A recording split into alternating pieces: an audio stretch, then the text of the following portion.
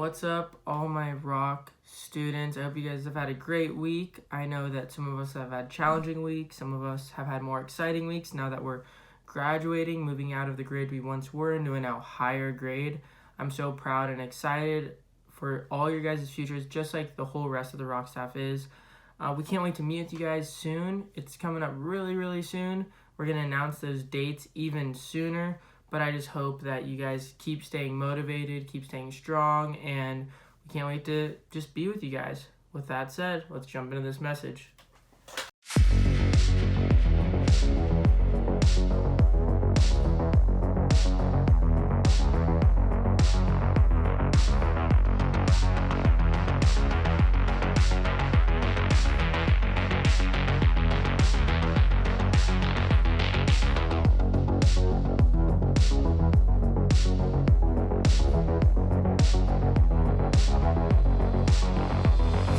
Okay, so go with me on this. I know malls are dying, but I think they are still kind of fascinating. I mean, there's so many people you can look at, just like people watch, see how many crazy things they do, but also you can just see all the brands and the vibes, the personalities, the reputations, but you can really focus on what they do. Now, here's what I mean. I'm going to read a reputation. You tell me which brand it is. 2-day or less lightning fast shipping. Something just fell behind me. Amazon. Lowest prices, always kind of sketchy. Walmart. The best cell phones. Okay, I hear a few of you arguing. I know. But the best cell phone for people who are not smart enough to build their own apps. What's that? I'm not smart enough to build my own app. Apple. Free music streaming. Spotify. Best chicken sandwich ever. Chick-fil-A. Okay, Popeyes is close, but we don't need to fight right now. Chick-fil-A. Here's the point. Companies hire hundreds of people and spend billions of dollars trying to shape something that every one of us has. And most of us spend very little time thinking about our reputation. We just don't put that much thought into it. Our reputations are made up of all sorts of things and bring out all kinds of assumptions about who we are, right? Our reputation can say more just by looking at us than who we actually are as based off how we act, right? There's various groups in schools and assumptions you've made about people based off the group that they're in, right? I mean, assumptions like every rich kid is fill in the blank, right? Or this group of kids does this. The people with all those TikTok followers and views are blah, blah, blah. The AP honor students are nerds. No, I'm kidding. I was an AP honor student. The football cheerleaders are. The people that are really into band are. The kids who vape are. Right? There's all these things that we just make up about people based off their reputation.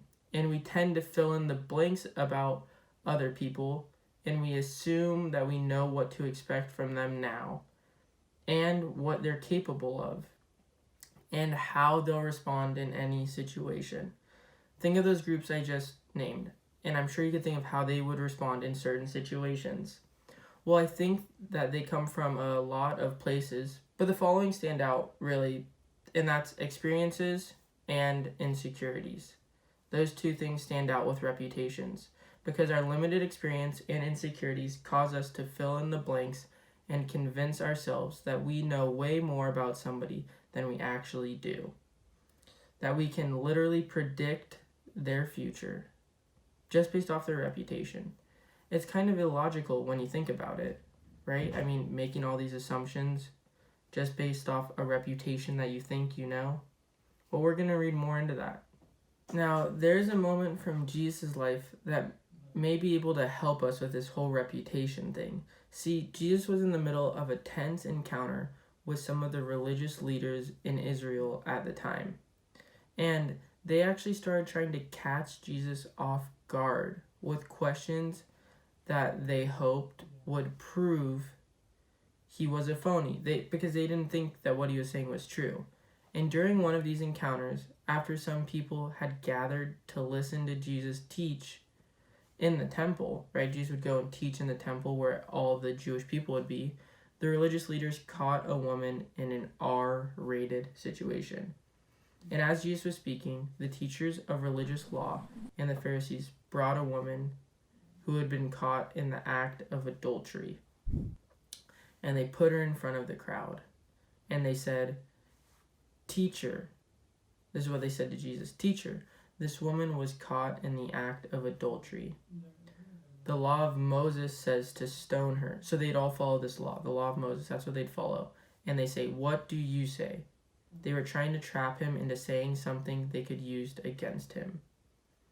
That's John 8, 3 through 6, okay? So don't miss this. The text says that this woman had been caught in the act. She was literally committing adultery when the leaders found her. But Jesus stooped down and wrote in the dust with his finger. They kept demanding an answer. So he stood up again and said, all right. But let the one who has never sinned throw the first stone." Then he stooped down again and wrote in the dust.